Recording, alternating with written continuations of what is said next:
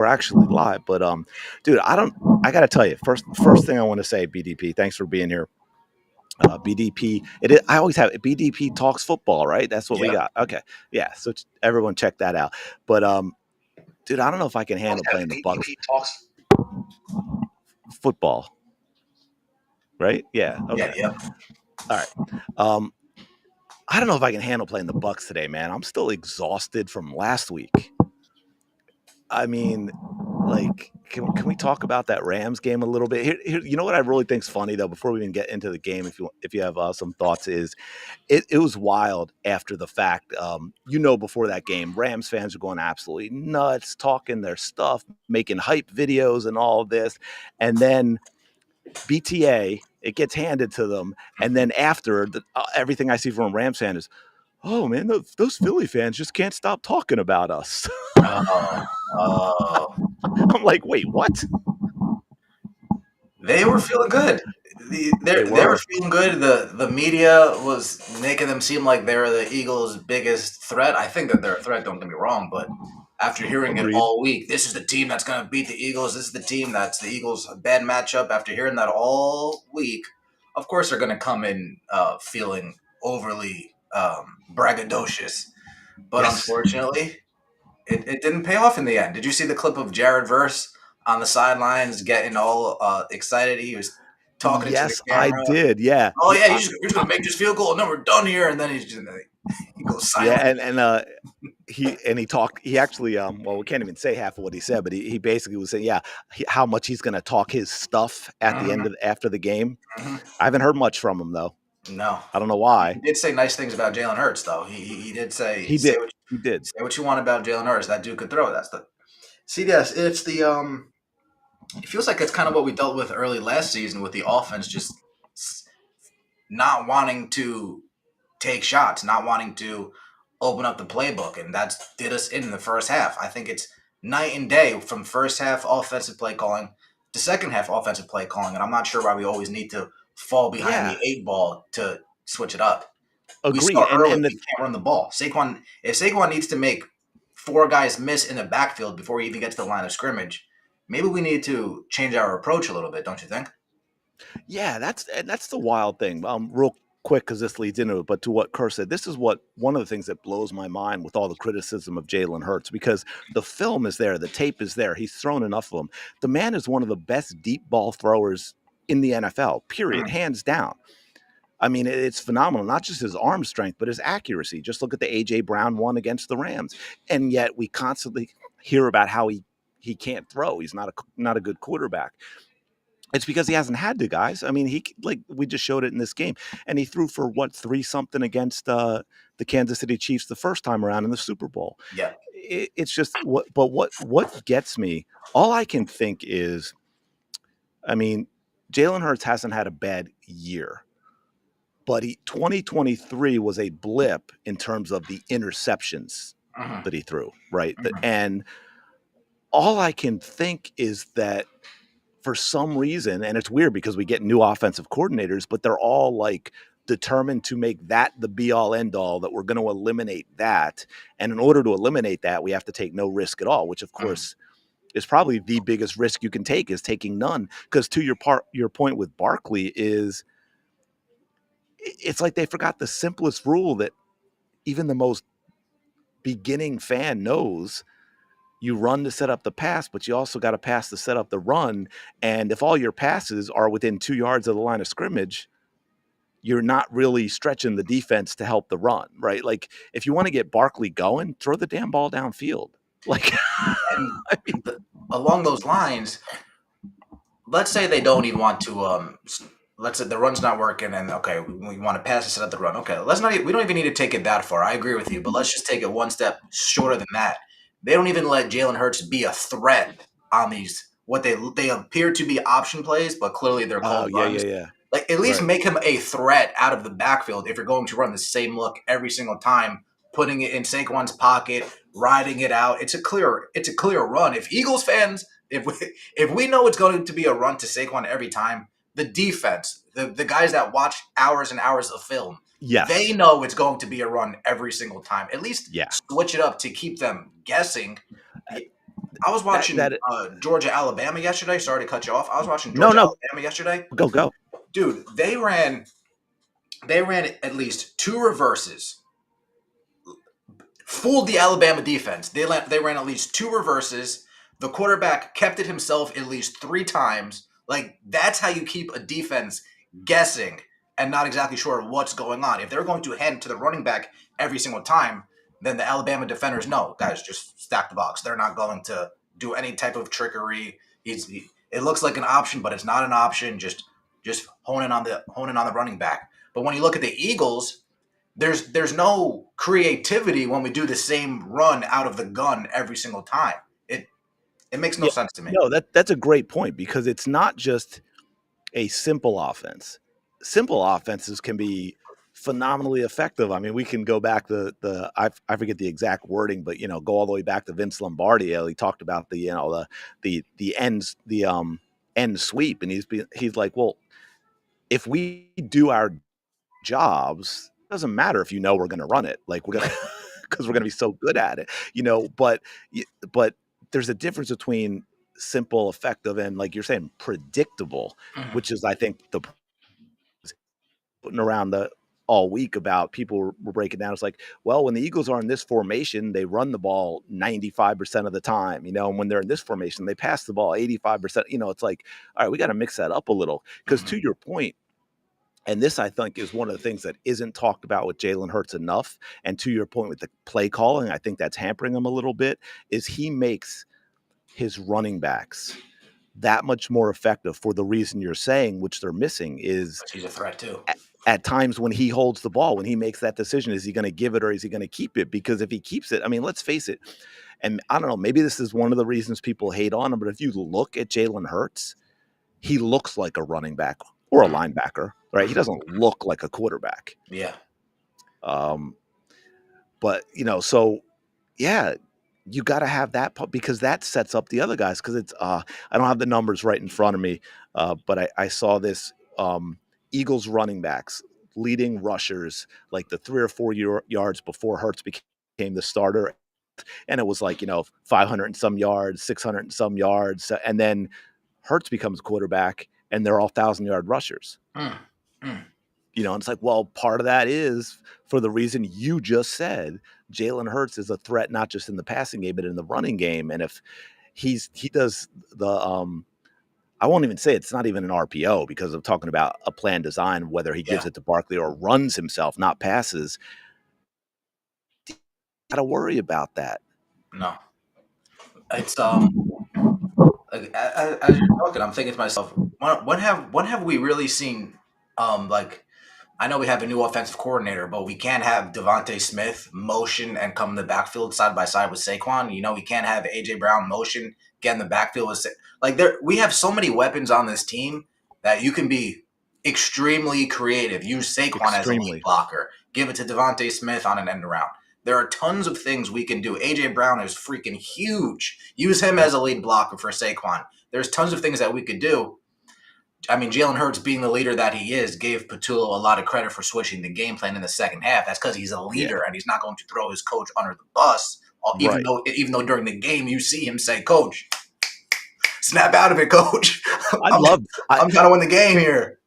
Yeah, I don't want to derail you. Finish your point, but I loved seeing that because you don't see that from Jalen, and it was needed then. Yeah, absolutely. There's just so many weapons on this team. You'd hate to see them get underutilized. Yeah. I was watching the Eagles flagship station, I believe 97.5. They had Hugh Douglas's radio show with Yeah. another dude. I forget his name. Excuse me, other dude. They were saying how they don't think that the Eagles trust Jalen Hurts. And I'm not necessarily on board with that thought process because they were using it, well, they don't want to let him throw 30 plus times. They don't want to have him drop back 20 plus times. And my argument to that is, well, he doesn't need to. Like Right. just because your coach isn't demanding you to drop back 35 plus times doesn't mean that he doesn't Patrick Mahomes is required to throw the ball. You know what I mean? Right. Justin Herbert required to throw. These guys Right. are required to throw. That's their only Joe path. Burrow. Exactly. That's their only path to victory. The fact that that's not our only path to victory, instead of saying, "Oh, they don't trust Jalen Hurts," you need to really be giving Howie Roseman his flowers and Nick Sirianni his flowers for building a team that can win a multitude of ways. So I don't think that they don't trust him. I think that they understand the fact that we don't need to. This isn't our path to victory, game in and game out. When he needs Yeah. to air it out, down 19, Doodle air it out and come Yeah. back and beat the threat, the Los Angeles Rams. Yeah, I do think they got sort of caught in their own trap. Thing extreme with we don't need to like you said, where to the point where they're not throwing anything past Yeah. 5 yards. Mhm. Devontae Smith's not getting the ball. AJ Brown's not getting the ball. And like you said, how creative they can be. When you have playmakers like that, a good offensive coordinator, you will design plays that get them the ball. Like you said, throw a screen to AJ Brown out of the backfield. Okay, Yeah, it might yeah. go for -2 or 1, but you know what? At least he got his hands on the ball And that's in and the possibly defense's in a little mind. bit of It's in space. their And that's mind. exactly. And that's in his mind. You've got him involved in the game. You know, you can get those guys the ball if you truly want to, and it doesn't Mhm. have to be just chucking it downfield. And to that point, It's listening actually to funny. talk. It's actually Yeah, funny. go. Sorry, CDS. It's actually funny thinking about how much fun Andy Reid would have with all these weapons. You know what I mean? Mm, All the gadget plays and all of the trickery that they do over there in Kansas City when they had Hill. yep. It would be pretty fun to see Andy Reid just manipulate defenses with his imagination. Go ahead. Yeah, absolutely. Absolutely.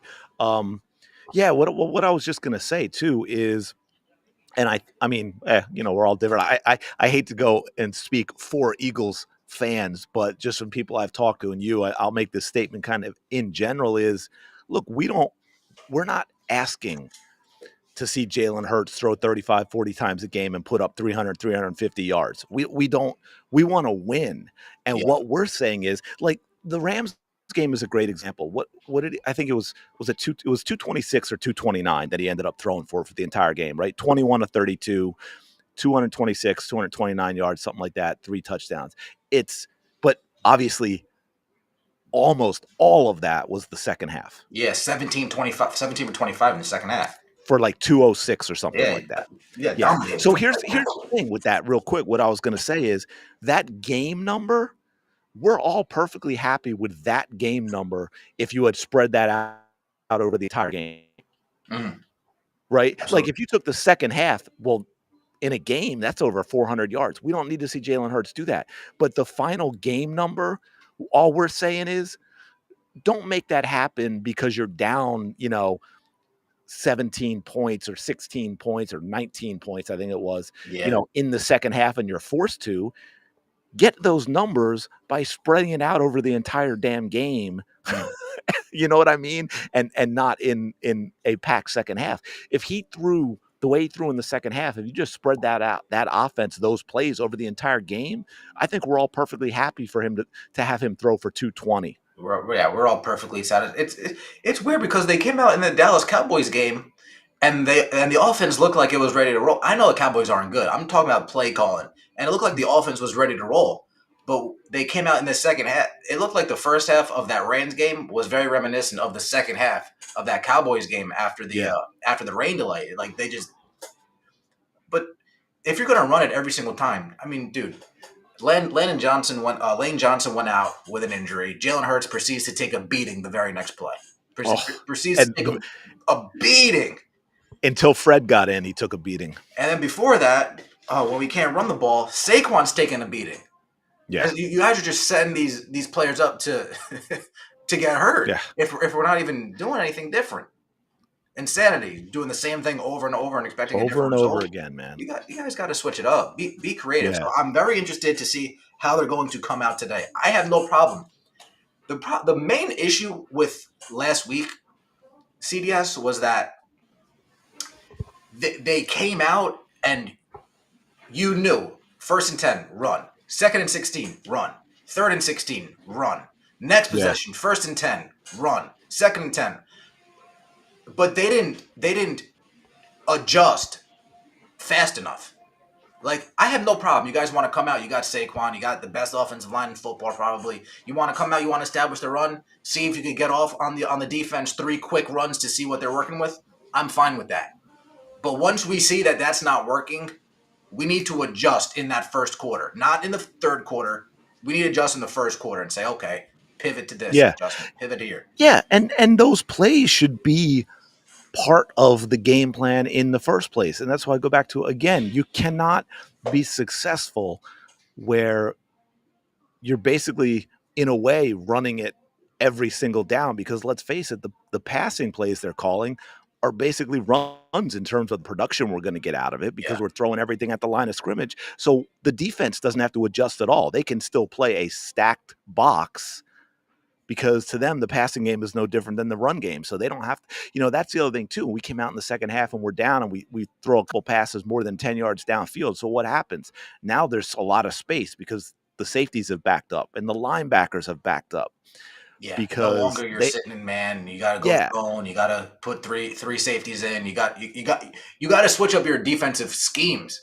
You got to switch yes, up your formations. You can't just run the same base because you know we're yep. going to run every time. It's It's it's frustrating. frustrating. It's frustrating. Absolutely. And to that other point too, in a lot of stuff I was looking at with people breaking down film and this and that, is not only is all the passing short, but all the receivers are running routes at the same damn level. Mm, You mm. what how do you get guys open if they're all going 4 yards downfield and breaking off? That's a good point. Like, I mean, come on, man. You already have no space because they're only worried about the run game. And Mm. now you're running all your receivers on the same levels with the same timing. And to that point, I saw a really interesting stat. I forget, shoot, I didn't write it down and I don't have it right in front of me. But Jalen Hurts was in like top 3 of the league. And it's kind of funny because a lot of people talk about how he can't go through his progressions. Well, he can, Oh, I because saw that. I saw that it's stat. it it right, it's like 95% or something like Yeah. that of him having to look off the first receiver Mm. and go into the, and I'm like, okay, well, there's something wrong with the play calling, because again, like you just said, we're Dallas Goedert, Devontae Smith, AJ Brown. And let's face it, he's not used a lot in Philly because of the names I just mentioned, but Dotson's a damn good receiver, Mm. right? You've got Barkley coming out of the backfield if you want to go that direction. Jalen Hurts should not have to be looking off his number one target in a pass play almost every single play. Yeah, it has to be play calling because I'm telling you right now, you put Devontae Smith on an island and tell him to run a quick 3-yard slant, 4-yard slant. Yeah. He's I going to mean, be come on. open majority of the time. Come on. Right. We're, And it's like we were saying earlier, you get creative if you want to get the ball. And, actually to your point, going back to Andy Reid, because he did this a lot in Kansas City with the creativity, you want to get your playmakers the ball and get them into space. mm, So you absolutely can do it. It does not have to be, hey, once every 4 games, we're going to run Devontae Smith or AJ Brown all the way down the field and chuck it. yeah. No, you can find other ways to get him the ball. And sometimes it means behind the line of scrimmage. I get it. Or within 1 or 2 yards. But the thing is, in that offense that they were running where everything was short, those guys weren't getting the ball. Like, they weren't part of that, No. you know? And that is a big, big problem. But yeah, go ahead, because I just had a thought pop in my mind that was going to completely change the topic. So if you've No, got go ahead. something to, Go ahead. Go ahead. the other thing I was going to bring up, of course, because obviously it went insane after the Chiefs game, and we didn't do this last week, so we didn't really talk about it. And then, of course, even more so after the Rams game. And I mean, how can we not talk about what I prefer to call the brotherly shove, Mm, but is known forever out there as the tush push, tush with push. everyone losing their minds over that play, which I want to talk about with you in a minute, because I'm sure you've seen some wild stuff and have some thoughts too. But before even getting into it, let's make clear that the season before we had the tush push on quarterback, just good old fashioned quarterback sneaks with Jalen Hurts, 13 of 14. Oh, wow. Okay. So it's Wow. not going to change, folks, in terms of how good we are in That's good. getting that yard. Just to be clear for everyone out there whining, bitching, and moaning. That's a good stat right there. Oh, but yeah, Yeah. but it's been crazy. Go ahead. Go ahead. Yeah. People are going to complain about the tush push. I saw Melado wear a shirt the other day that said, "If you could be us, you would be us." Something Yes. along those lines. Like if you could do what we do, then you would do what we do. Um, Yeah. So true. Yeah, I mean, John Gruden went over it. You got the Bills running the tush push, no success. You got the Ravens lining up in tush push using Mark Andrews, their tight end, as the quarterback, no success. Teams are trying it. It's not like teams haven't tried it. They just don't have the personnel to complete it at the efficiency that we do. That's not our fault. That's Right. your problem. If you have a like the Warriors, for example, if the Warriors are shooting threes and your team doesn't have the offensive output to compete with them shooting all these threes, well, you don't tell the Warriors, Steph, stop shooting threes. You need to adjust your own personnel. You need to adjust your own roster to be able to contend. That's Yeah. exactly what the Cavaliers did. That's exactly what Could LeBron did. LeBron said, "Get me shooters. I need shooters. I could need shooters around." could you I love that one. I haven't heard that one. I'm just laughing because I'm thinking, could you imagine in the NBA, the Warriors at their peak with Clay and Steph and everything, and the rest of the league, including the NBA media, all saying how the 3-point shot has to be banned? It's like banning Right? Like, Shaquille O'Neal in the paint. Shaq, you can't come in the paint. it's You crazy. need to shoot middies. You need Yeah, to shoot and mid that's range. and that's why I put that stat out there with Jalen Hurts because it's like you said, it's the personnel, guys. It's the offensive Yeah, line we have, and it's the fact that we have a quarterback, like I said earlier, who's built like a linebacker or a running back who squats 600 pounds. and it's also the defensive line that you guys have. Nobody, Yes, it's exactly. nowhere in the rules does it say you can't stack up the amount of linemen you have on your team. So if you do have the Eagles on your schedule, you can just put all the linemen that you have all on the field Yeah, together go at the for it. same time, and just meet force with force. It's not a tough concept. I haven't seen teams do that yet, chicks. Just put all of their linemen on the field. We know the tush push is coming. I know it's coming. You know it's coming. Shout out to E Money Bentley in the chat. He knows it's coming. We all know it's coming. So just put in all your 280 plus pounders. Just put them in and go force for force. Try to There meet you are. force with force. Ah, Try to sorry meet about force that. with force. But they don't even do that. You don't want to put in your defense. Put in your backup offense. Do something different. You're not. You're Yeah, not. yeah. They're not doing anything Yeah, different to try to stop it. They're just you know complaining. what's funny is if they did that, Jalen Hurts would just pull out and go to the corner of the end Yeah, zone wide and tuck, trot tuck it, in, tuck it and run. and that's why one of the reasons they hate it. You know what I just saw? I think yesterday. Oh, I don't know if you've ever seen this. I got to find it and send it to you. But somebody was on X talking nonsense about the Eagles and the tush push and the banning or anything. And it was a Packers fan Oh no. and an Eagles fan, of course, because we're good at stuff like this. Pulled the receipts and said, "Is this your guy?" And it was, I don't know if you ever saw this, but the Packers were going to do a tush push, and it was Jordan Love, and he lost his balance and just fell over to the right. Oh wow. I missed that. Like I it is, must have missed it. it is. Oh, I got to find it and send it to you though, because I have it somewhere. Yeah. I mean, it's the most hilarious thing I think I've ever seen. Um, yeah, he just like literally fell over. I mean, behind his guys, he just like fell over behind the guard. He lost his balance to the right and just it looks like a Three Stooges skit, man. It is hilarious, but Like you don't think that the Eagles, right, with its which they probably practice the tush push initially. I doubt they practice it as much. They probably just do the offensive lineman training when it comes to getting low and pushing instead of really going head to head, force meets force with each. I'm sure when it first started, they were going head to head. I'm sure right. when they first started rolling this out, they were going head to head. But you don't think the Eagles have something in their defensive playbook that says if a team runs a tush push against us, this is the personnel group we need to go up against that? Yeah, I'm sure. And what's crazy about it is so little of it really has to do with what everyone's complaining about. You know what I mean? Like if you watch the plays, so like the push is the only thing that makes it different. Mm. Really doesn't matter a whole lot. Like I've never really seen where that part of the play is actually what makes the difference between getting the yard and not getting the yard. To that point, okay, so you know what? When the running back gets stopped after they make 3 yards, and then you have all the linemen come right behind him and start pushing him for extra yardage, let's ban that. Let's just outlaw that.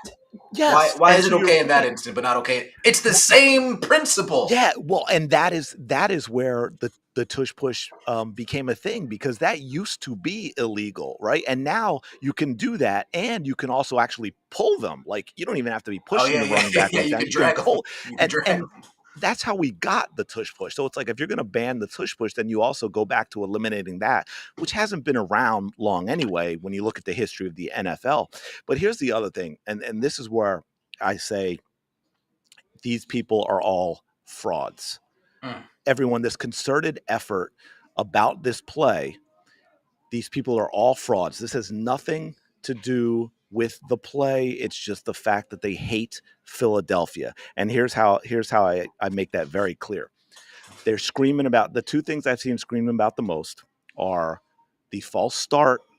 And I saw, who was it? It was one of the referee guys. I think it was Mike. It might have been Dean, but I think it was, Mike yeah. And Pereira he talked last about, it was on weekend a was goal line play. pissing He me off. talked about, yeah, he talked about how it's so difficult to see the ball in the play in terms of the spot. Well, here's the thing, everyone. The two things you're talking about, the spotting of the ball and the false start, Dad, make sure Mason are showers. are completely irrelevant to the tush push. Mm. You are going to get the same exact things in short yardage, whether you're handing it to the running back or it's just a regular old quarterback sneak. The false start is the first, or lack thereof. That is the first part of the play. It's going to be exactly the same, even if it's a regular old quarterback sneak. Mm. In short yardage, whether it's a running back or quarterback, and they're trying to get 6 inches or a yard and a half, we all know it's very difficult to spot the ball because of the crowd of people, and it's very Yeah, difficult to all see. those It times has Tom nothing. Brady, all those times Tom Yes. Brady just no huddled and did a quick QB sneak. Yeah. You It don't has think though they were nothing. false starting every single time? Of course they were. Yeah. Of course Of they course. And were. it has nothing to do. And that's my point. That's why I say they're all frauds, Yeah. because those instances have nothing to do with the tush push. You will not eliminate those problems that they say are caused by the tush push, because they have nothing to do with the tush push. They are just basics of short yardage situations. Yeah. You know, Yeah. and to that point, that's why I say it's so stupid. There was it the Cowboys game, I think, or where there was a blatant pass interference on AJ Brown, right? So of course now you got all Eagles fans pushing back on all this nonsense. It's like, because we know how bad the NFL is officiated in the first place. They go, well, looks like we're going to have to eliminate the forward pass. It's too Mm. difficult to officiate, right? I mean, Mm. or how about the Chiefs in their very next game, where they got that crucial touchdown at the end of the half on a drive that should have been over because of one of the most blatant false starts I've ever seen by their right guard. Mm. Well, even But it though wasn't called. it's broken people's brains. It's It broken has people's broken brains them because completely. I mean, right? The Eagles run a tush push, and then Mike Pereira spends the next 5 minutes of broadcast time talking about the tush push. Meanwhile, we have Devontae Adams pushing Oh, off Blankenship blatant. for a touch. You don't Yep, hear a peep. not a peep. You don't hear a peep. You don't hear a sound. It's That's why I say that it is nothing to do with the play itself. It's just that it's the Eagles. they're It's broken. the They're Eagles who broken. are so damn good at it, They're broken. and no one else is, and we've completely broken them. And to the point, like I said, I'm not the guard. I'm sorry, the tackle. And Juwan and here's Taylor. the Yeah, I mean, it was so bad and so obvious. And which, by the way, the That's the one guy in the that lines up Rams, 5 yards off the line of scrimmage. Remember that a couple of years yeah, ago? which you shouldn't be Yeah. allowed either. Yeah, yeah. Which is, again, just an example of the fact that since nobody talked about that, well, that's because it's all about the Eagles. It's not Yeah. about getting the calls right or wrong. And I will say, now his was as blatant as it gets. I will say, to be fair, but again, no one's complaining about it like they are about the false start on the tush push. Is offensive tackles on known passing downs, right? Like third and long and situated. Offensive tackles false start a lot Mm. because they are dropping that outside leg because they don't want that speed rusher to get by them on an obvious passing down. Mm. And it's again, it's selective in when it's called, right? And it's selective in who it's called against. But that one in the Chiefs, that was blatant to everyone live. If you look at the Eagles' so-called false start on the tush push against the Rams, everyone was complaining about. If you look at that live, and you're going to be an honest human with an IQ in the above single digits, you can't tell. There's no If way you you go call that. super slow mo, yeah, of course, There's but no way you call that. And no, you no can't. way. And I can't see an official calling that and live. I can't say I can't see an official Right. calling that live and think to myself, oh wow, they have a good eye. No, they're just taking a shot in the dark. They're guessing, yeah. Yeah, false They're start. guessing. Let Eh, and then then you're gonna have these guys on the replay station. Oh, this is a great call, Mike. Wow, he really got it right. Look how he false started.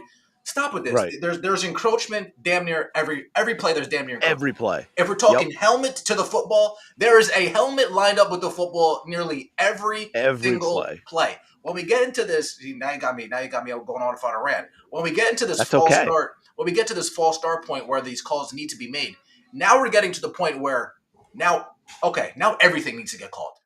Now we're at this Yeah. point. Now everything needs to get called. Every hold needs to get called. The first thing that I learned growing up, there's holding every offensive play. I was just going to say that. Every play. Offensive play, there's holding. 5 yards, you're telling me that a defender doesn't touch a wide receiver 6 yards deep? Stop. Oh, 6 yards deep. Yep. Throw it. That's why everything's selective. Helmet to helmet, throw it. Right. Exactly. They want to go down this. Yeah.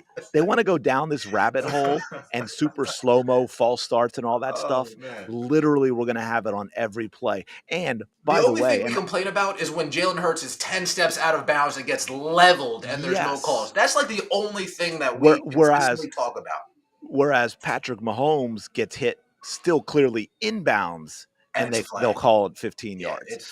And to that point, with the holding and stuff, you know what? Look, I might listen to one of these absolute morons whine about the tush push when they throw the flag on every single play because Jalen Carter is held every single play.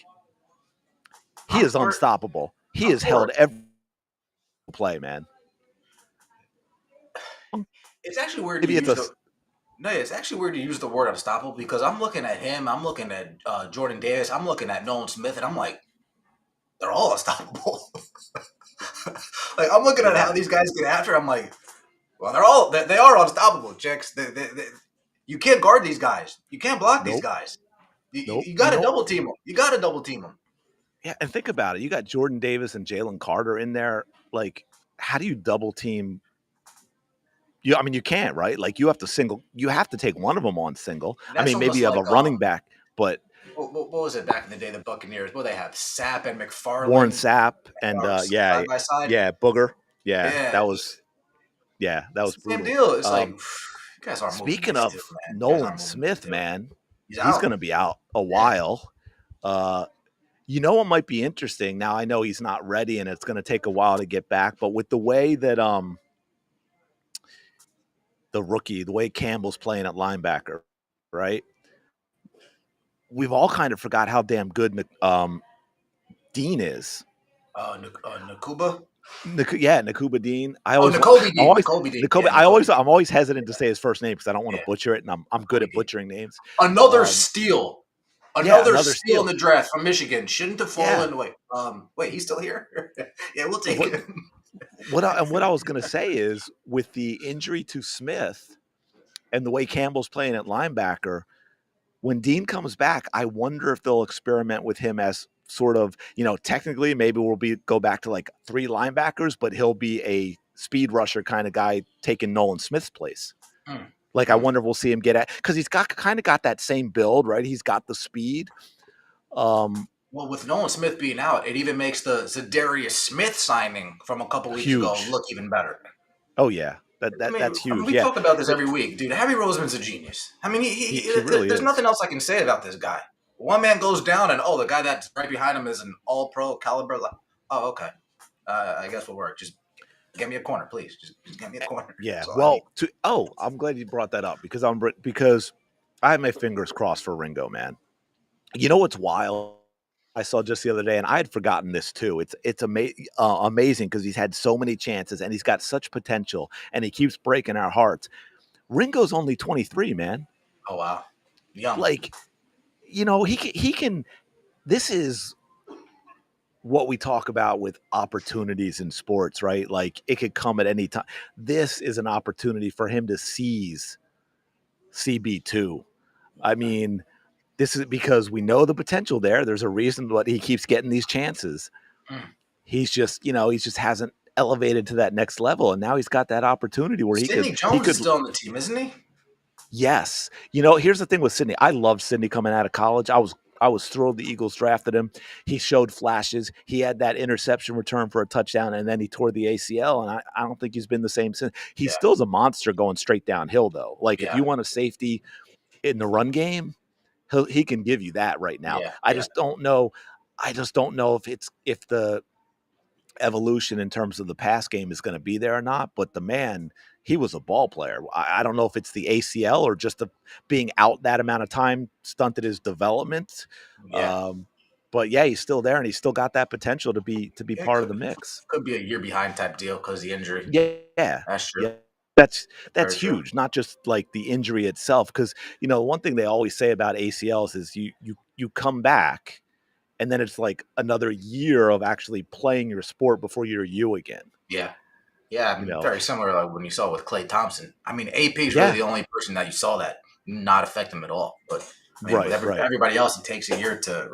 You got yeah, a year yeah, recovery, a year to get back in the groove, and then by year three, you're back to yourself. right. And No, then so with somebody like Sydney being that young, just lose it in terms of getting back to being what he was, but he lost crucial development time at that age, yeah, right? yeah. This isn't like it's a guy who's 28, 29, seasoned vet at the peak of his game, gets the ACL, comes back, You're still and the learning, still development stuff developing. has already happened. You know You've what? already He's already seen got things the before. knowledge. Yeah, Yeah, yeah, exactly. I mean, he missed out on just think of all the experience he missed out on as a safety in understanding schemes and what offenses are going to run and, when he should jump on the shorter route and like all that stuff. You only learn so much from film. You got to get out there yeah, and do. yeah. Especially how different the game is in the NFL. It's a completely Oh different game. yeah. Completely Very different game. different. Um, oh, one thing I wanted to say, because I want to nix it right here and now. Okay. Philly fans, please do me a favor. Let's stop trying to make Cooper DeJean CB2. The man is a monster in the slot. Yeah, yeah. Let's leave him there. Yeah, the last thing you want is to put him CB2 and then he's not himself. He's getting burned. Let's leave him where he is. He's a mismatched nightmare over there.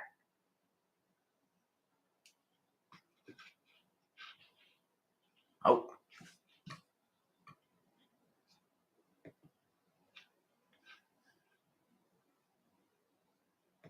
Here we go. you here? I'm back. Sorry about that. All right. I don't know what that was. If it's just the buffering or not, because it's not bumping me off. Like I'm Yeah, still it's not turning you off live. It must just be buffering your screen or whatever. yeah, okay. So weird. Sorry about that. I don't know what's going on. Where are you at today? I'm sitting in a food court, man. Oh, okay. Was Yeah. it a different And place? You're at a different place? The background looks different. yeah, yeah. I'm sit yeah. Okay. Um Okay. yeah, before I was kind of like at a little business area. Gotcha. I have a backup here. I don't know if I have a Xfinity Wi-Fi, their hubs hotspots thing. It's like 10 Okay. bucks a month, Okay. which actually has a great signal here, but I haven't tried it. I was using the one that's here because it's usually Pretty good. really good. But if it happens again, I'll switch to Xfinity and see what All happens. right. Yeah. Um, Yeah. No. Don't. You don't want to. He's a mismatched nightmare in the slot. exactly. The last thing you want is somebody in the slot tearing you up. The last thing you Right. want. Lock this because that receiver's become such a threat in the passing game these days. If we have somebody that can always lock up that slot receiver, and then when he does drop into a zone, read the play, jump in front of a ball, get an interception, wreak havoc Right. sideline to sideline, why would we take him out of that role when that's clearly what he's excelling at.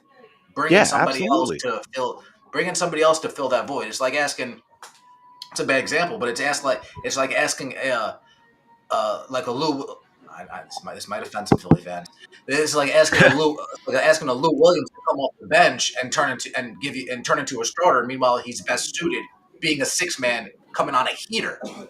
Don't take him away from what he's best at when he's able to go up against other sixth men, seventh men, maybe some Right. starters and really cook them. No, keep him there where he's dominant, and then bring somebody else in to fill that starting guard void. No, leave Cooper exactly where he's at. Leave Cooper DeJean exactly where he's at. No need to mess him up. No need to mess him up at all. I know they're experimenting with that in the training camp, but no point. No, don't do that. Last thing you want is for him is for it to affect him negatively too. Let's say he moves out. Exactly. Let's say he moves outside. Well, what, he's going to get torched a couple of times, and now his confidence is shot. Why even risk it? Why even risk it? Yep. And especially well, I mean, it's not completely new. I guess it's probably been 15, 20 years now with the evolution of the game and the way they call things. Hey, look, I just figured out I can put comments on the screen. Um,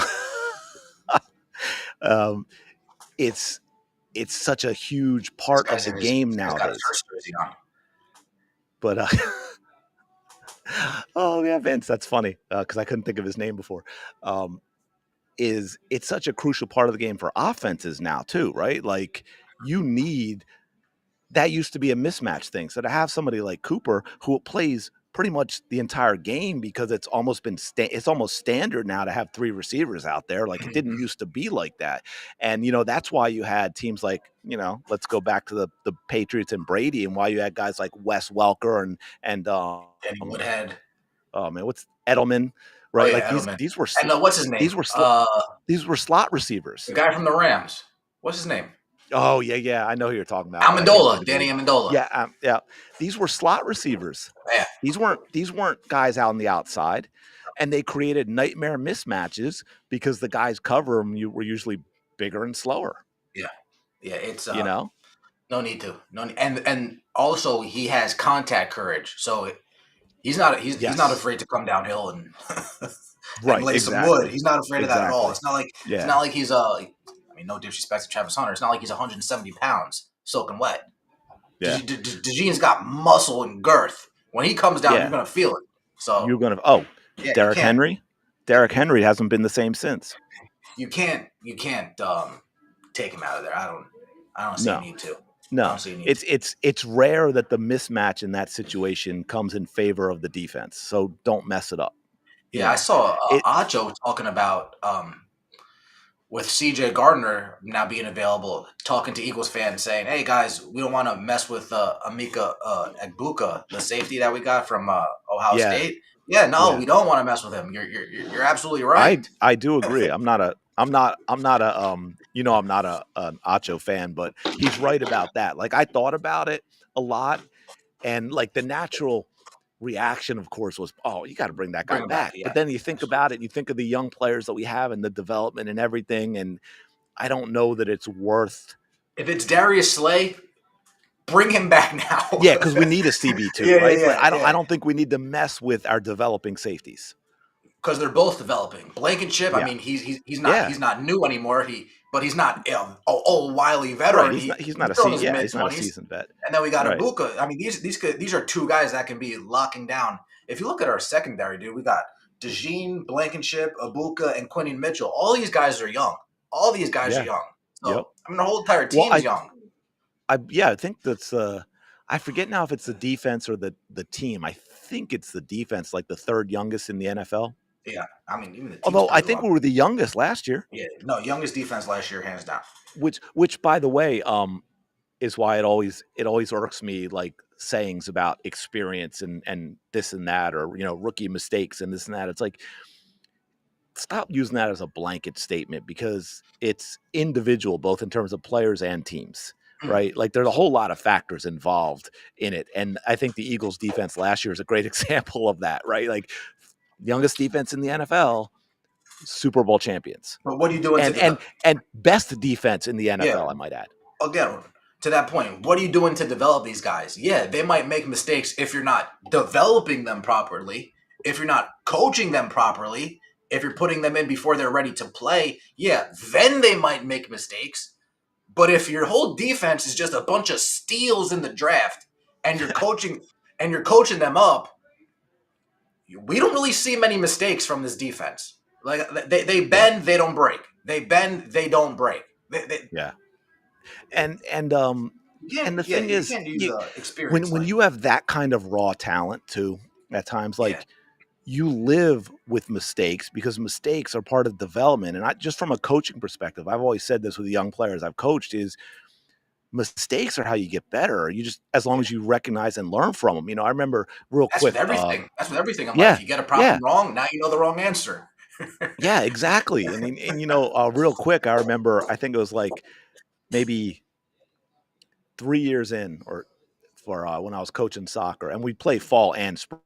So you're talking like 6 seasons, and a lot of the players have been there around a while, and we were always good, always competitive. Usually win more than we lost. Sometimes have really good season. And we finally got a season where we just kept moving up in competition level, and it started out as an absolute disaster. Hmm. And I had this conversation with our players because they weren't used to it. And one of my players rang. I said, "Hey, let me ask you something. Do any of you walk off of the field after a win and have learned anything?" And they're honest. They said no, Yeah, because you won. You're not. And I said, well, when you get your butts kicked, do you learn something? Well, yeah. yeah, because the things we messed up cost us the win, right? Like, You're nearly so forced to self-analyze. You're forced to be exactly, critical. you have to. It's like, Yeah, why did we lose? When you win, you celebrate the win and then you move on. yeah, You're not like, well, we won, yeah, but still, I really messed that up. It's like a great wide receiver who's athletic and fast and all that. They might mm, not be the best route runner, yeah, and then that might hurt them later in their career. yeah. They go up somebody that can lock them down, and they're like, wait, maybe I need Yeah, to improve. Maybe I need to improve here.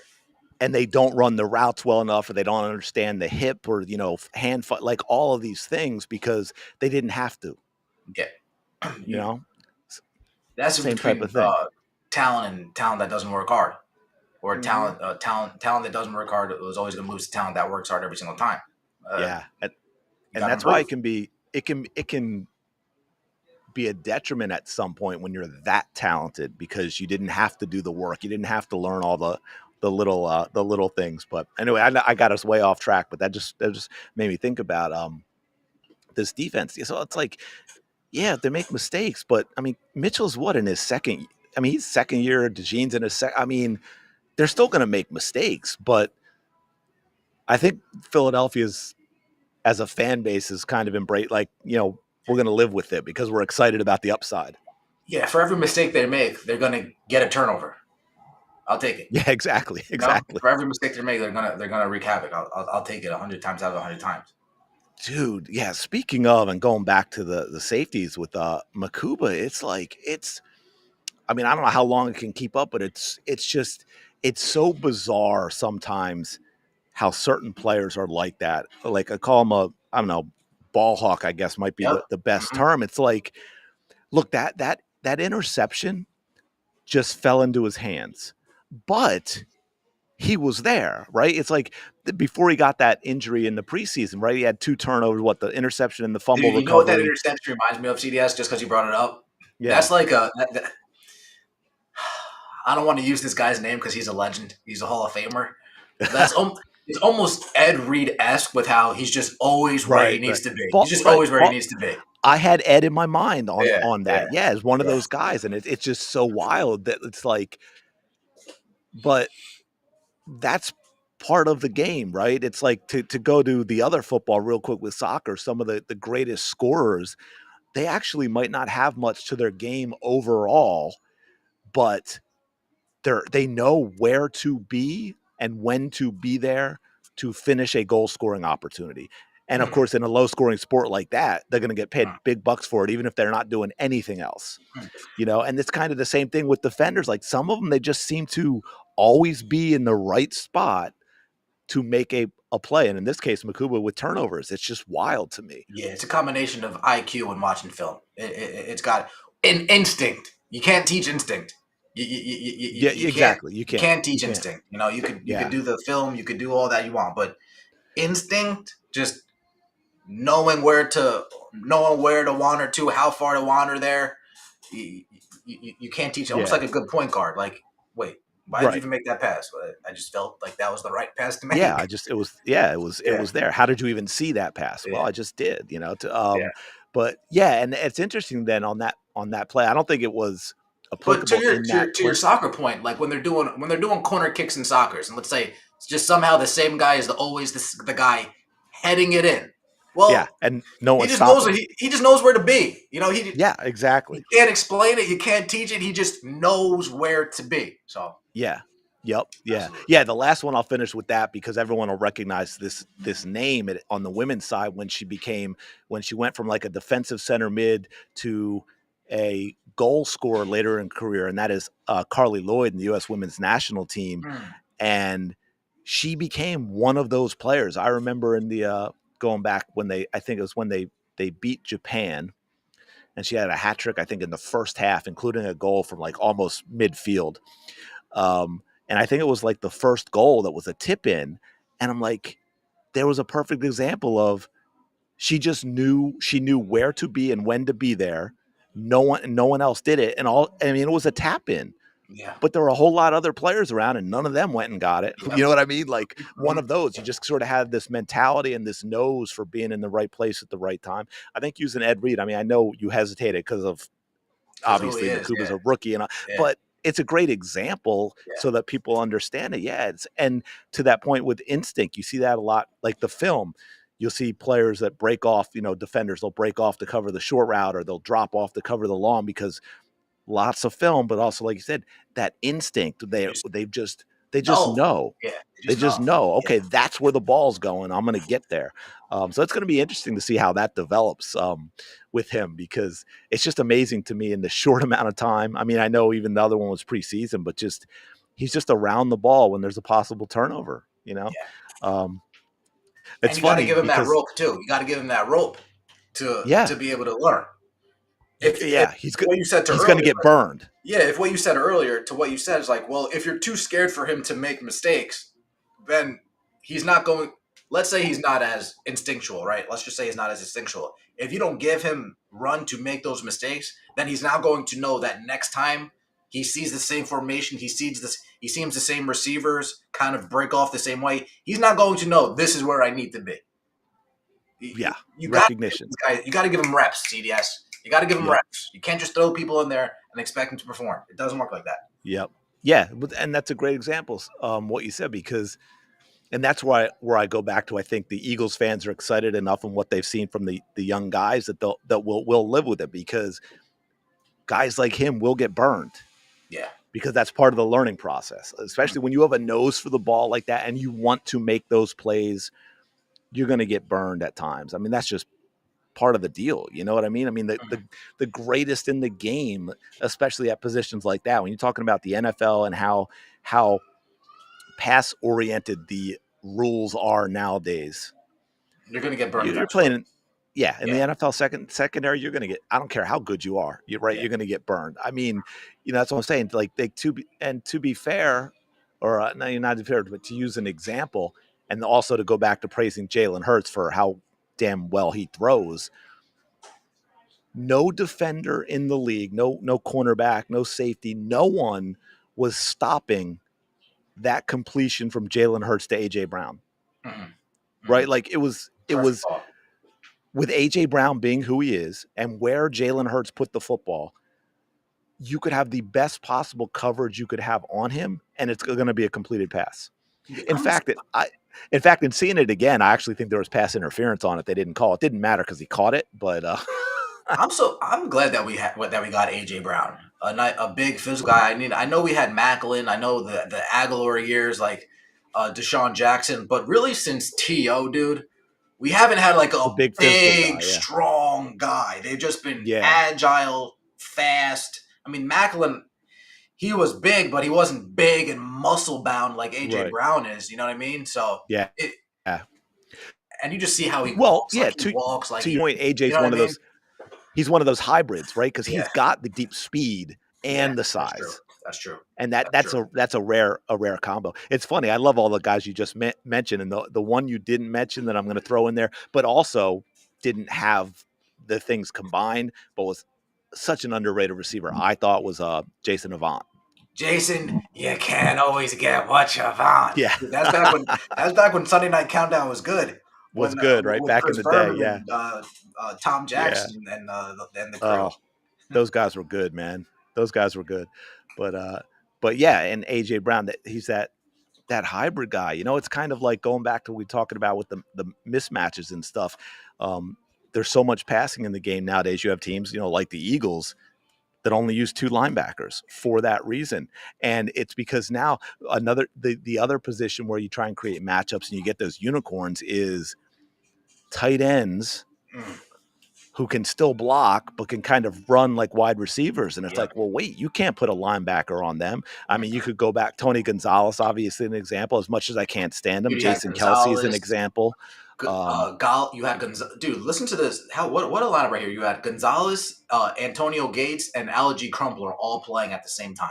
Like you got a Dustin Keller for the Jets back in the day. I mean, Brent Selleck was more muscle bound than he was but Brent Selleck was a great. But he's still a good example. Yeah, he's still a good example. Yeah, I mean, I think LJ Smith in today's game would be a nightmare. He'd rip it up. He would be an absolute nightmare. He'd rip it up. Game.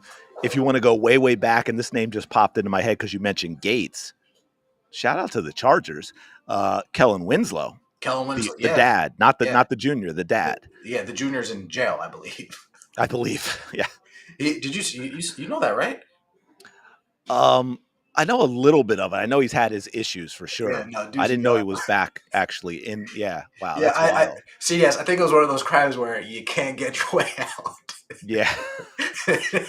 Oh man, money can get you a lot of things, but you're not that famous, dude. Yeah, right. Yeah, you're not. Your dad might have gotten out, but you're not that famous, man. You're a generation removed, my friend. Yeah. But yeah, and this is a little bit off topic, but to that point, what's his name? The guy for the Saints, Jimmy Graham. Oh, Jimmy, another guy. Yeah, yeah. Oh, he was a heck of a tight end as well. Jimmy Graham. Yeah, you said Graham, right? Yeah, Jimmy Graham. Yeah. Yeah, Jimmy. Yeah, Graham. Didn't we have him for like a minute and a half? I think so. Yeah. Right. If you want to go back to if you want to go back, speaking of Kellen Winslow and stuff, is oh my God, now I just blanked. Eagles tight end back. I think when Randall was around. Keith Jackson. Is that who I'm thinking of? I think that's who I'm thinking of. I'm not sure. Yeah, I think that's who I'm thinking of. Oh, real quick. Now we're like bouncing all over the place, but this made me think because you were talking about Eagles running backs the other day, right? And like the guy, you know who you didn't mention, and I completely blanked on him too, and he's one of my favorite with the Eagles is Keith Jackson. Buckhalter, Eagles running back. Buckhalter. Oh, remember him? Yes. He had the knee injuries. Corey Buckhalter. Yeah. He had the knee injuries. Oh my goodness, dude! I knew there was a tandem. Yeah. I know we said Deuce. I know we said Brian Westbrook. I knew there was another guy that I was forgetting. Corey Buckhalter. Yep. Yes. And he had his knee injuries cut his career short. I mean, he kept playing, but he was never the same. But man, that guy was good. That's a name right there, chicks. I haven't heard that name in a fucking long time. He was so good. It was bothering me because I was like, man, we left out somebody really good. And that's who it was. Yeah. And man, he was good too. Now there was a running back who had the size and the speed. Who? Right. Buckhalter had the size and the speed. Yeah. What I was gonna say it's kind of amazing how many I feel like there's been like a lot of good running backs just in the game in general. Like not really too many like you can look around and say that's a bad quarterback. That's not a good quarterback. You know what I mean? Like yeah. When it comes to running backs, you don't really look at these guys and say, "Oh, he's just straight up bad." Like when you said, right. We're talking for some reason I have no idea why. Thomas Jones popped in my head. I'm like, no, Thomas Jones was good. Like a lot of running backs that from those mid 2000s, Yeah. mid 2010s, they all just seemed good. Nobody really seemed bad. Bad. Yeah, yeah, yeah. Yeah. Well, I think you know what it is. I think if you have the size and the speed to be in an NFL camp, Yeah. I think then what it comes down to is obviously a lot of the players around you, the offensive line, the play calling. I think most all of them can consistently get you a few yards. Mm. What separates is the really good ones, the great ones, as we saw last year with Saquon, is they're always a threat to get you more than the 2 or 3 or 4 Yeah. yards. You know, does that make sense? Yeah. The only Like, bad one, the only bad one that's come to mind is like Trent Richardson. Like the amount of times I would see yeah, people say yeah, like that's true. doesn't But know where the like hole is. Like, any but you're yeah, absolutely right. You're any guy absolutely who's right. good enough to be in an NFL camp, you give him Yeah. the ball, and if he runs straight ahead and you've got decent blocking, he's going to get you a few yards. Yeah, it's the ones that can turn a 3-yard play into a Well, 5-yard you play, know, 5 yards yeah, into I mean, 9 yards. Yeah, exactly. And absolutely. and it's kind of wild to that point. It's like that's actually the reason, because he was so good. That's actually the reason Barry Sanders never got the ball when they got inside the 5-yard line, because Barry Sanders was as likely to lose you 10 yards as he was to gain 50. Mm, mm, You know what I mean? Because he was yeah, so good. And if he got the ball and there was a busted block or whatever, a guy's in the back, Barry wasn't giving up on the play. It was like a punt returner. You know what I mean? He's running left, right, backwards to find that hole. And so Barry was he wasn't we're going to hand you the ball and you're going to run forward and get us a yard or two. yeah, sideline to Right. Like sideline. he wasn't that guy. And Yeah. I'm not, believe me, that this is not for those who are going to get crazy. I'm not criticizing Barry Sanders. He was so great, so elusive, that he just wasn't that guy where he's like, "Oh, yeah, I'm going to settle with just putting my head down and I'm going to get a yard or two." Well, they didn't No, even have they didn't have the line to do that though. no, well, You no, know? yeah. Yeah. But it's like Barry Sanders was like, I'm going to score every time I touch the ball. Like, you know what I mean? Yeah. I mean, I think that was his mentality. He's one of the greatest to ever go. But again, that's not the guy you give the ball when you want the yard or two. Yeah. Whereas, yeah, even but yeah, I mean, you're right. Even Brandon Jacobs and Ahmad Bradshaw for the Giants. I mean, there's always been like what's his name? Murray for the Cowboys. Like there's always been good backs, just hovering around us. So yeah. Oh, Chris Jones, come on, man. Come on, can we go back to Super Bowl champ? How about Corey Clement? You see this guy? Buck's about to stomp on y'all Philly bums. Come on, dude. The only time the Bucks beat the Eagles is when AJ Brown's not playing. It's a wrap. Christopher Jones, you better be back here next week. Christopher Jones, you better be back here next week. You know what? I closed it. I didn't even have that open. Yeah. Is that in the chat? Yeah. Oh, that's With that funny. same confidence, But see, Christopher Jones. I want that same confidence next week. I love fans of other teams that understand fandom and sort of talk and try, like, not the people who are actually obnoxious and like, but the ones who get it, like they're going to talk their stuff and it's fun. Like, yeah, I love that. Damn, now you just made me, I completely forgot what I was going to say because you got into the fan thing and I started laughing about that. What were we talking about? I briefly brought up AJ Brown. Yeah. Because I was going to say, I think it was the last time we played when the Bucks beat us, because people are making it, the Bucks have their number. Yo, we didn't have Lane Johnson, AJ Brown, or Devontae Smith. Like, we were throwing to guys who aren't even in the NFL. Yeah, who were we throwing to?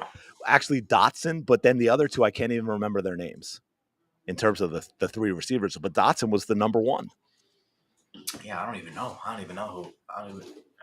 You know what? Not to change gears, but to change. You know what came on my screen? What came across my timeline earlier this week?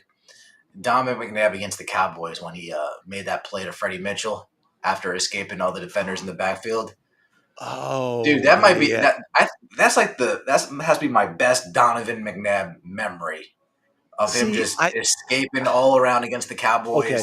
Specific to McNabb and Freddie Mitchell. Freddie Mitchell gets up, Freddie Mitchell did discount double check before Aaron Rodgers started doing the belt. Freddie Mitchell was doing the belt. Remember Freddie Oh, Mitchell's yeah, championship yeah, celebration? a long time ago. Well, when he did it, that was most iconic. And it's funny you said. I guess specific to McNabb, I can understand. I can understand that. But for me, for McNabb, in terms of the play and the significance, um, was again Freddie Mitchell was the 4th and 19 against the Packers, Mm, mm. right? Yeah, that's a big play. I mean that is one of the most That's a big iconic play. Eagles plays I think ever. Chicks, this guy says Jalen doesn't even use AJ Brown anyways. Just ask my fantasy league. All right, Was he not watching? Was he Chris, not watching Chris, AJ last Brown, week? right today. AJ Brown, he's gonna give us 6 catches for 90 yards tonight. 6 catches, 90 yards, 1 TD. That's my I prediction I, for today.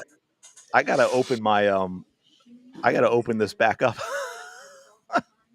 But excuse me, but didn't AJ Brown have 6 catches for 109 yards last week? You know what's also a good memory of McNabb, and I think this was just a big deal. Chicks, that first game with To just going yard. First game, first play, just bombing it to To for a touchdown. Oh, that felt good. Oh, that felt so good to watch. Oh wait, go back. Which one was that? I'm sorry, I was opening up the thing. Wait, which game was that? The first game with To. The Oh, the first game very with first game. To Yeah. coming out. Andy Reid's like, we're just going yard. We're just going downfield. To scoring a touchdown, man. It was just great stuff, dude. Just great stuff. Almost like the Mike Vick, Deshaun Jackson play. Right. Well, Very, and the thing very is, similar to that. you could pull out a lot of Deshaun Jackson plays like Yeah. that. In fact, and One what's return. wild is Dude, Deshaun was a beast. there was one from Jalen Hurts to Deshaun Jackson, right? Like after Deshaun came back to Philly for Oh a little yeah. bit, that was a great play as well. Deshaun Um, Jackson. I mean, you had Randy. dude, Here we go. Right, you had the Randy Moss. Now you ready? You ready for the credit I'm about to give Deshaun Jackson right here? You had the Randy Moss. You had To. You had Chad Ochocinco. You had Joe Horn. And I'm naming these 4 because these were like the 4 celebration guys during my right. time coming up. Right. I'm going to say this right now.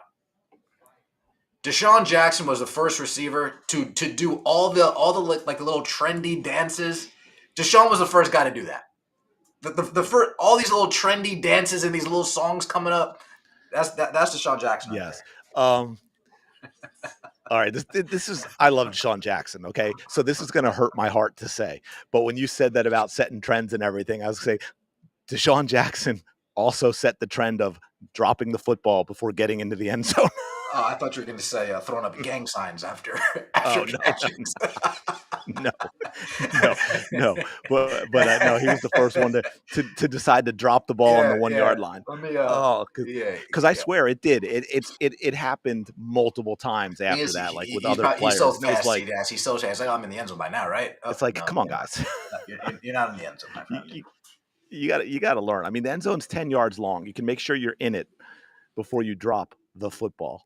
Oh man, yeah, that was absolutely wild. But I want to bring up one more thing because it goes back to the whole tush push thing. I don't know if you saw this. Did you see Drew Brees on Stephen A. Smith calling the Eagles offense boring? Oh, you did? Yeah, no, you did. We talked about this, right? But I just wanted to do it on the live because then what I loved, and of course leave it to an offensive lineman, right?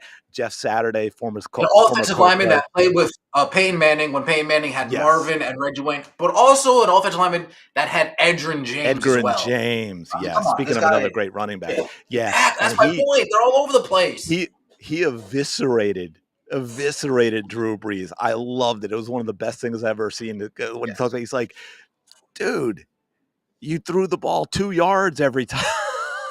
The like, extended runs. He goes, that's a running play, Drew. Yeah. You know, Jeff. And Drew Brees also turnover machine. Because when linemen watch the game, they watch the line of scrimmage. Like, oh yeah. Some players watch line, but I'm watching the quarterback, I'm watching the running back, I'm watching the receiver, I'm watching the corners. I mean, I'm only watching the trenches when it's like third and short, fourth and inches. Like that's when I'm tunnel vision down to the lineman. But you listen to you listen to Kelsey talk football, Jeff Saturday talk football, Booger. You hear these linemen talk football.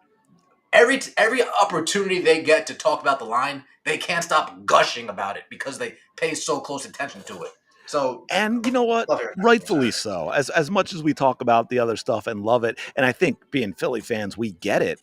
And thank God for Howie again. Yeah, The yeah, line is everything. Yeah, you need a great quarterback and you need receivers and but offensively and defensively, it sounds like it sounds like a cliche, but that's because it's true. Like most cliches are cliches for a reason. yeah. And that's where it starts. I mean, I don't care In who the your trenches. quarterback is. If you can't protect him, he becomes a nobody. Like no matter how talented he, you know what I mean? Like, so it Yeah, was interesting to hear that perspective. And Drew Brees is was a turn. Look, I don't want to knock Drew Brees because he's a great quarterback, but Jalen has as many Super Bowl titles as he does already in his 20 some years.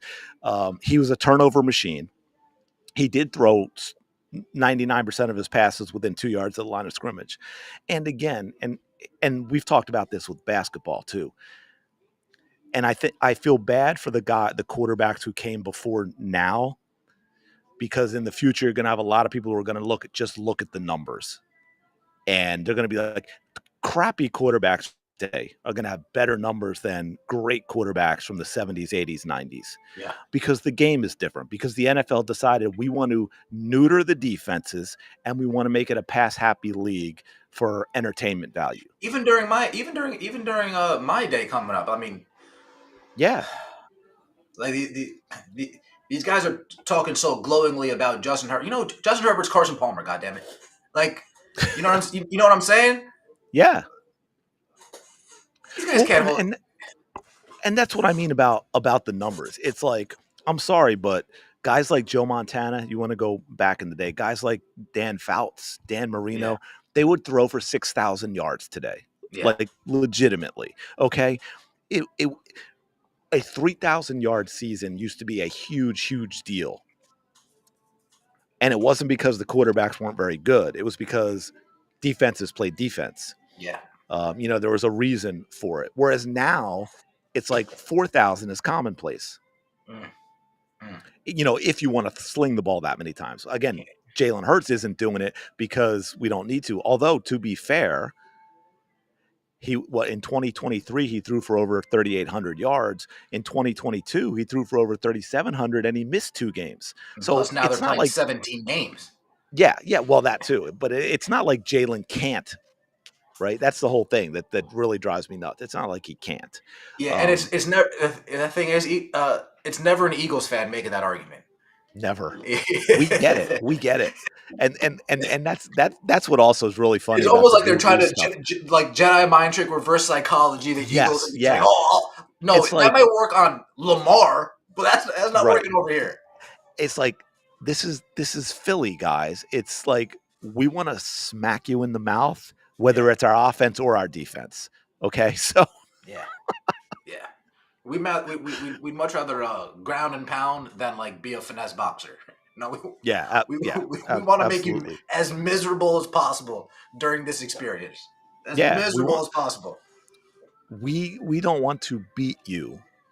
We want you to quit. Yeah, we want to break your will. Exactly. Yeah, We exactly. want We to want break to, your will. Yeah, which apparently we've done to everybody. the entire NFL, like from the other fan bases to the media itself. Yeah, if you're not an Eagles fan, your will is broken. You're Yeah, complaining it's about the tush absolutely push. You're wild. complaining about Yeah, false start bullshit. You're saying Jalen Hurts isn't good. And I will. He kind of talks out the both sides of his mouth, but at this point, you kind of need to point out every positive as you possibly can. Dan right. Orlovsky's been doing a good job of playing both sides. If there's a good He job of has. playing both sides, Dan Orlovsky's probably doing the best. Like of all the talking heads, doing the best job playing out of both sides. This is Yeah, completely off topic, but man, I would love to see Rex Ryan on the sideline of that in any capacity. In any capacity, just in any capacity, bring me Rex. Any capacity.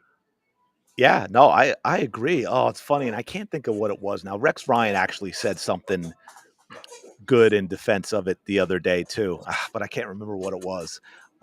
But and he came out, and at first I was like, oh, that's surprising, and then I was like, no, he's a Yeah, Ryan. Of course yeah, he's gonna yeah, yeah, yeah, like. yeah.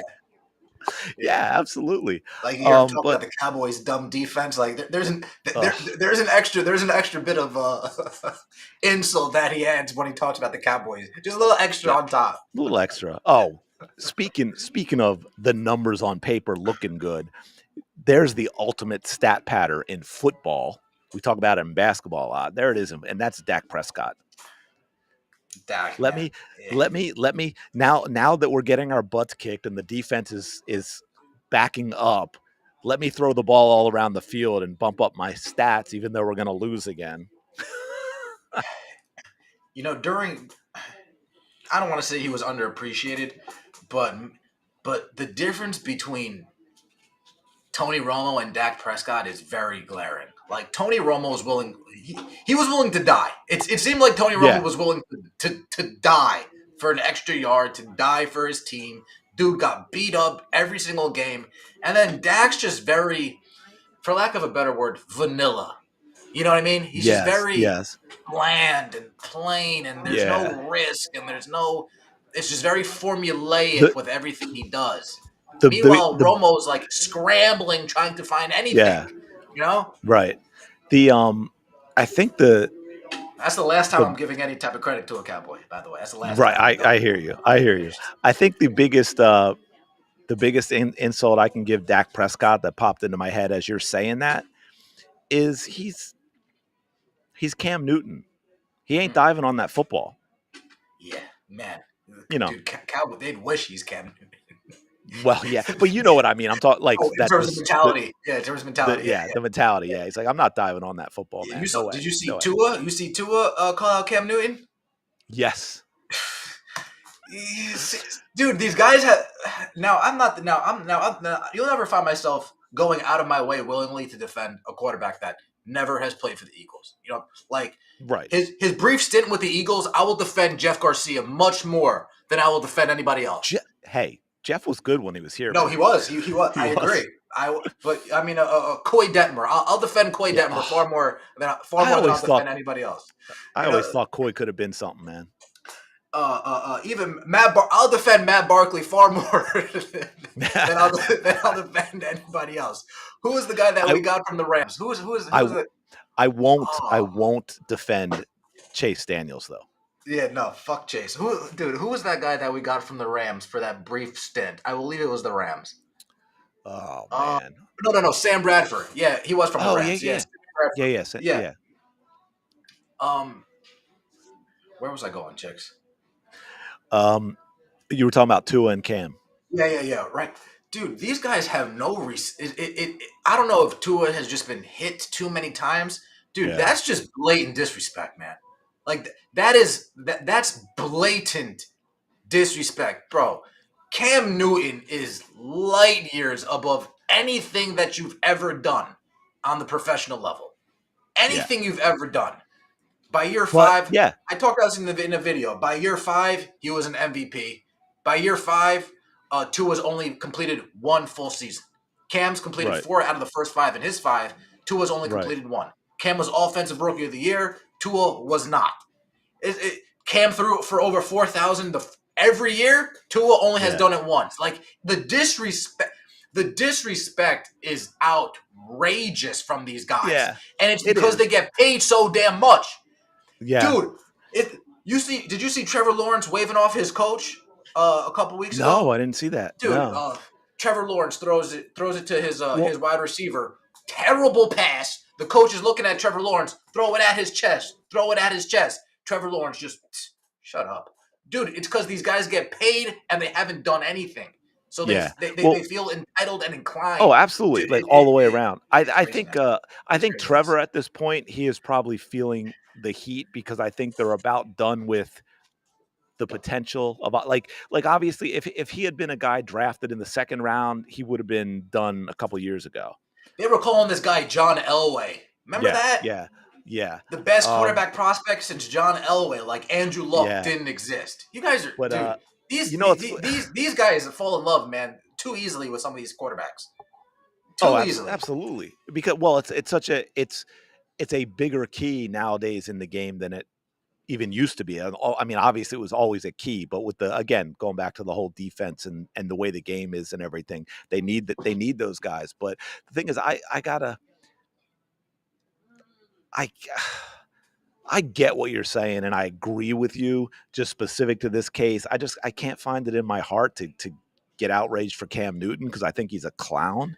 I think the stuff he says as a so-called analyst now is absolute gibberish, and he is the epitome of what we were talking about early: getting by on talent, no heart. That's why he was out of the league at such a young age. Dude, it's almost like I mean, I'm not taking away the incredible years he had, but again, if he I had to hear be you. a quarterback back in the day, he Uh, didn't have it. It was all athletic ability, all natural talent, no head, no heart.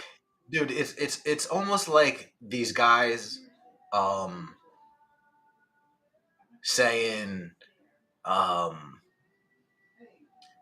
like some like a random, like let's say these like Jalen Green, right? Jalen Green for the Yeah. Houston Rockets, or even Devin Booker. It's like saying Clyde Drexler, man, if you were good enough, if you played basketball and didn't just click, I'm like, dude, do you know who Clyde Oh, is? Like I'm what? 100% with you I, on that. It's just the that Cam Newton dude, thing for me. that's why I'm so out. That's why it just outrages me. It's like Well, yeah, no, I agree, and it's done it's a like oh, lot.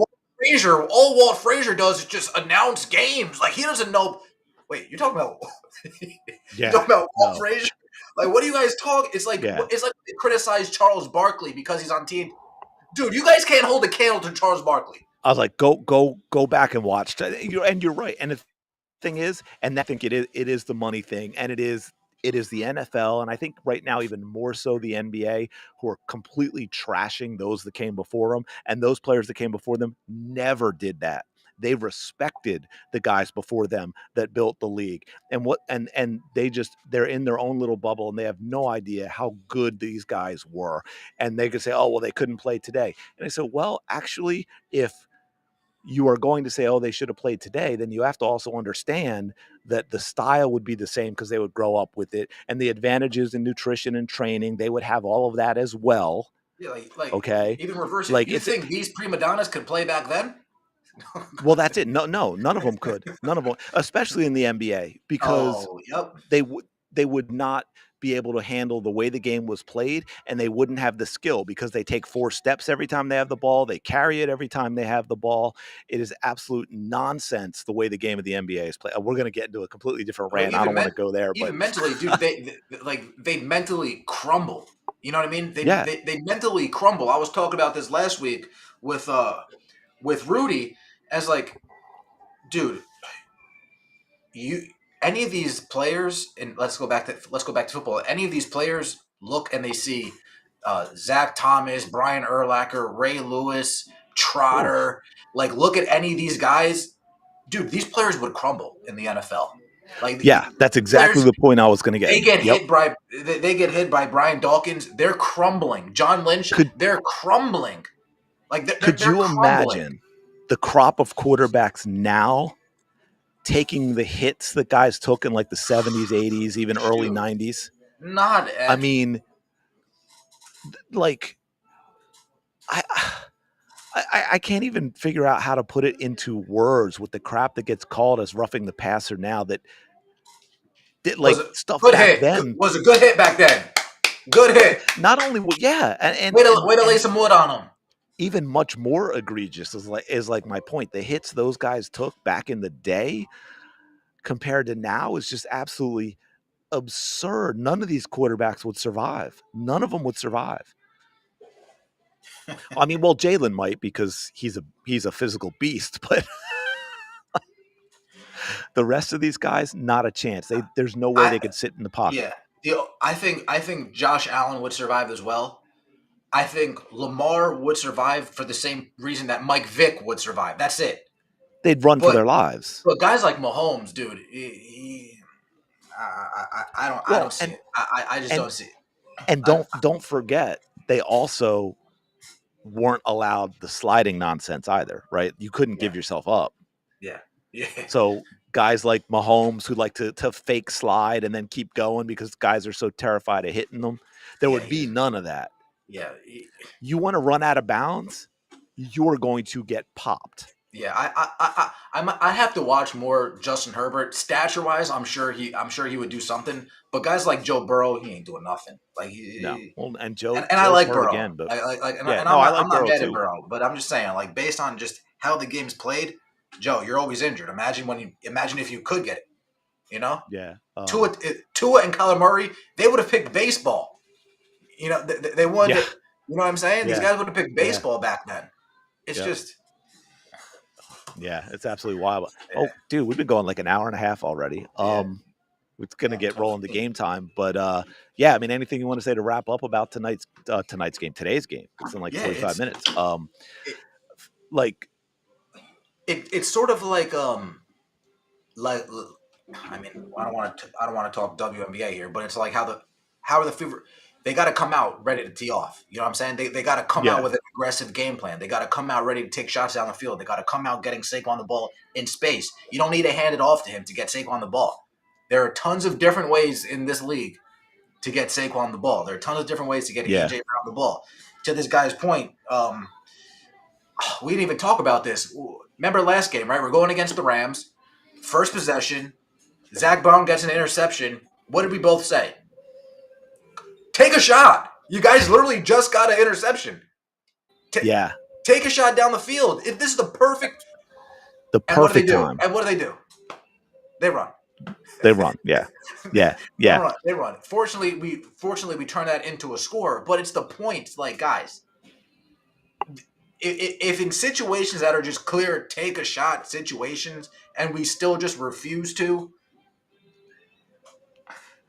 Yeah, good, and dude, good thing yeah, that and good thing that they came alive in the second half, because Kevin yeah, Patullo, he might not have made it out of that stadium alive. that's a good point. Like the Eagles might not have fired him, but the fans would have. Yeah, yeah. Yeah, but to your point about getting them the ball, I'm trying to think, and I know it's happened. Like so people are gonna be like, "Oh, you're being an idiot. How do you not know that?" But I'm like, it's not happened enough that it stands out in my mind where you actually throw a screen to Saquon Barkley. No, especially when you compare it to Westbrook, when you compare it to McCoy, it's like, I'm like, guys. we can mix it up a little bit, and that's the thing. It's like, No, again, dude, we that's don't a have. great point. How many times have we seen Saquon on a screen with 3 linemen in front of him? We used to be the screen team in the NFL. It's a great Like point, dude. It's a people great were point. copying the Eagles with our screen game. It was so damn good. It's a great point. And I'm like, it's like non-existent now. I mean, come on, guys. But yeah, no, Stop with the bubble screens. Stop with the bubble screens. yes. No, like, it's like, like, but stop with it. I'm with you, and they've got to mix it up a little bit. Again, look, Eagles fans are not asking you to throw the ball 45 times a game and chuck it downfield all the time. But mix it up. Run some different things. Run some different length routes. Stop always throwing the ball at the line of scrimmage. Be creative with getting A.J. Brown the ball, Devontae Smith the ball. Maybe throw a screen to Saquon Barkley. Can we try that? Because I do understand that with the Bucs offense, I do understand that we want to win time of possession. I get it. But keeping Mike them Evans off the isn't field, playing. no, he's not. It's still a So, good offense, though. my gosh, But if we want to keep their offense off the field, it doesn't mean be predictable so that the Bucs know, oh, this is a run to Saquon up the middle. Oh, this is a run to Saquon up the middle. Oh, this is a pass play to try and pick it up on third down where all 4 receivers are going to run 5-yard routes. Like, mix it up a little. what was it? Last week, the Buccaneers beat the Jets barely, right? Yeah. Barely beat the Jets, and then the week before, it took a no, excuse me, no, right? It was last week, where last week Baker led the drive 2 minute warning, and then the week before they barely beat the Jets or something. One of those two. One of those two. But the Yeah. Buccaneers, they haven't been stomping opponents out. You know what I mean? No, agreed. The Eagles got to go and 30 points Yeah, to win the game. one thing I want to see from their defense, and I know it's even tougher now with Nolan Smith out, but I think it's been in everything else that's been going on, especially with the offense and the way Davis and with Carter and everything that's kind of been overlooked, is we're not getting much pressure from our outside rushers. They really, I mean, do you hear their names called? No. How often do you hear Jalix Hunt's name called? Right? I mean, yeah, Stafford wasn't really feeling the heat. Yeah, You the know, quarterbacks haven't really been feeling the heat. I mean, I mean, think they about it. got You up. They got probably up for heard the Chiefs. They did get up for the Chiefs game. a little They, bit, but you they did. probably heard Zadarius Smith's name more than our actual guys, Yeah, right? Like he's that's supposed to true. be coming in as a vet to help. Well, I'm interested to see how but by any means necessary, at least stop the run. The Rams ran all over Yeah, us last week. It's like yeah, they they just did. had guys at least stop the Well, run. and that's the Can other we at thing. least do that? Our edge guys haven't been Yeah, effective in the run game yeah, they're either. not Like getting off their our blocks. edge guys are not effective right Yeah, now. yeah, gotta step it If up. like if I'm pointing to one thing on the defense, I think even more than CB2, it's our edge guys up Yeah. front. Mm, mm. You know, they got to do a much better job of controlling the line of scrimmage. Very fair. And I'd like to see Carter shut up and not get fined. Like, Yeah. you know, he got fined for last week too, right? For what? For his taunting of the Rams on the missed field goal, the block when he was going off the field and jawing with them, he got fined like 11,000 something. I hear Wild you. stuff, man. I hear you, dude. But from what I've seen, with them retroactively assigning fines, Oh, I hate it. they just want these guys to be robots. Like at this point, that's all it is. Like I can't even Yeah. be mad if he's getting fined for taunting. Like it's like, dude. Yeah. Well, but the problem here in this one though is, I believe it was also called during the game, Okay. Well, right? Because then that does cost you. we lost field position. Yeah. So I think it was a 50. Okay. I forget. So, but I'm pretty sure it was called. It's frustrating because remember the Nolan Smith play week 1 against the Cowboys. The dude flexed and it got called. Oh yeah, it was a terrible call. And like, here's the thing. Like I can't. How am I supposed to get mad at this guy for celebrating a defensive play? No, and that's why I will say to be fair, I don't think who was it for the Rams, the receiver that got called for taunting last week as well. Puka Nacua. Yeah, and here's the thing. Now, according to the rule, he should have, because you're not allowed to spin the ball at a defensive player. Now, but again, I think it's a terrible call.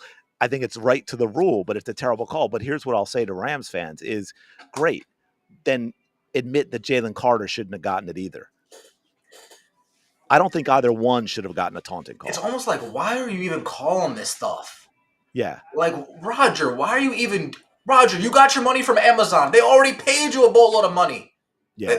Like you guys already cashed out billions of dollars, and now we're...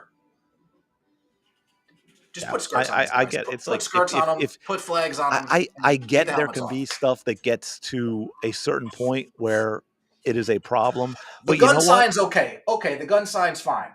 Get rid of the taunting call, and then if a player does something so egregious, just give him a 15-yard unsportsmanlike conduct penalty. Yeah. You know what I mean? Don't separate it out, because now that you've separated out the taunting, referees are looking at every little thing and calling it taunting. Yeah.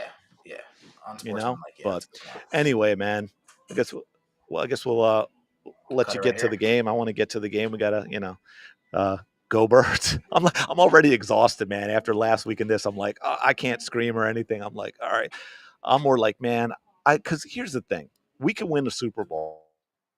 We could go through the entire season with one loss, and Philadelphia, we are going to get it from everywhere else more for that one loss. Dude, dude, you see people drooling about the Eagles potentially losing these. They're just waiting for it, because they all know it's like, well, there hasn't been an undefeated team since those 72 Dolphins. Yep. So at some point, we're going to be able to give it to them.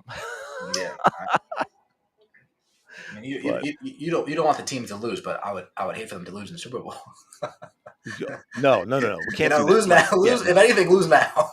Yeah, no. Well, that's what I'm saying. We could win the Super Bowl this year, back to back. And but you guys lost to the Tampa Bay Buccaneers week 4. And you will hear about that all season long. Even after the Super Bowl, you went back to back. But remember that week 4 game? Yeah. Okay. Remember that he only threw 3 interceptions all year, but you remember those Jalen Hurts interceptions? Now I had this thought, CDS, and I forgot to bring it up earlier. When it comes to fans hating on the team, I would much rather fans hate us for a play than for fans hate us because they think the referees are giving us games. Well, yeah. You know what I'm saying? Like the Patriots, the Chiefs, like they The thought the Chiefs, refs yeah. were giving these guys games. Like we're Yeah, not yeah. getting accused. They're not accusing of getting games handed to us. They're just saying Right. that our play is just OP. Yeah, but wait for it. That is starting to build because I've seen a few of it. They're saying that it's the false starts and all that nonsense on the tush push are so bad that one play, the tush push, is responsible for all the wins. The other 99% of the game is irrelevant. I don't want to hear that. But that's what some are doing now. So that'll go. You'll hear more and more of that. But yeah, all right, man. Well, we got a game soon, so Yeah. I appreciate you being here, man. That was fun. I enjoy talking about the Birds. So fingers crossed that we'll do this again next week, and we'll be talking about, knock on wood, 4-0. I don't want to be talking about losing to the damn Bucks, man. That can't happen. No. I mean, it's gonna happen somewhere along the line, but not now. Not now. Not today, folks. Yeah. I'd much rather lose to a team out of the division than in the division. But within the division, I mean, the NFC East isn't looking anything crazy this year. Yeah. I'm not too concerned. There used to be years where you could think that 3 teams in the division would make the playoffs. This isn't one of those years. Yeah, this isn't one of those years for the NFC East. Yeah. So yeah, fingers crossed. But we got. All right, man. Really appreciate it. Everyone who tuned in. Thank you for tuning in. We will do this again next week.